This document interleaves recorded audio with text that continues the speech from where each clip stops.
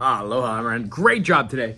Tell you what, one thing that we wanted to see as far as like the book of finger picking, go through there and read out what the actual chords are. I think it was like A minor, then it went to like what, a F major, then to a B flat major, to an E7. So the idea for this song that we're going to be doing here out of your book, just go through the chords, make sure you know all your chords, and then we can go back through the finger style and make sure that we're on the right page. The idea of having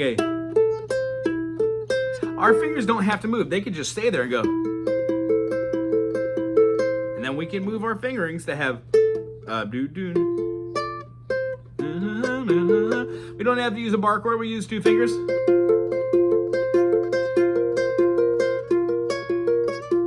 And then we'll figure out how to move these chords and scale positions so we're not jumping around the fretboard. But I think you're doing a wonderful job. One of the contexts we were talking about today, other than your book, was just being able to see major chords like an A major, get rid of the root, put it down, and not play the A major 7, but leave it open and get an A dominant 7. A great way to make this bluesy, A7, is just to drop it from the C sharp to the D. It works great. You can also do 3-chord blues. So 1, 4, 5 in any key, 1, 4, 5, 4, 1, 4, 5, 4. And the key is C, let's see. C major to 4 would be an F, to the G would be a G, and then back to the F. So make every one of those 7th chords, C7, F7, G7, F7, back to C7. That's blues.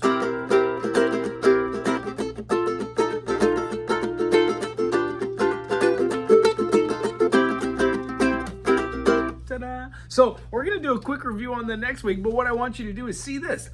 Pick a key, no matter what it is. Play the 1, the 4, the 5, and the 1 back and forth. So if it's D, we have D7, D, E, F sharp, G, G7, D7, A7. There are your 3 chords. Now try and work at D7. D dominant 7 would have a flat 7. So when we play a D, D, E, F sharp, G, A, B, we drop the major 7th to the minor 7th and we get a dominant C.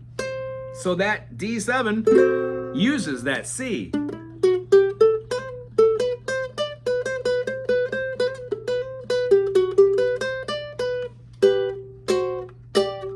Any note you want to play off, harmonies, full triads, anything, as long as it has D, E, F sharp, G, A, B, C, and then D. When we go to the G7, we could use all the notes that are in G7. G, A, B, C, D, E, F natural, because it's the minor 7th, not the natural F sharp that's found in G, but the dominant 7, and that gives us the note that's in G7. And then of course for A, when we have A with the 3 sharps, A has F sharp, C sharp, and G sharp. So if we make F sharp, C sharp, fine, but when we drop that G sharp down to a G natural, we get A, B, C, D, E, F sharp, G, A, B, C.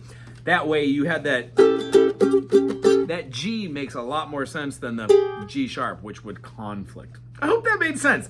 It's called blues. The other caveat we learned is that you could always take the 3rd and go a half step low. So in the key of A, we'd have A, B, C. So hammering on in an A major to a C sharp is very bluesy.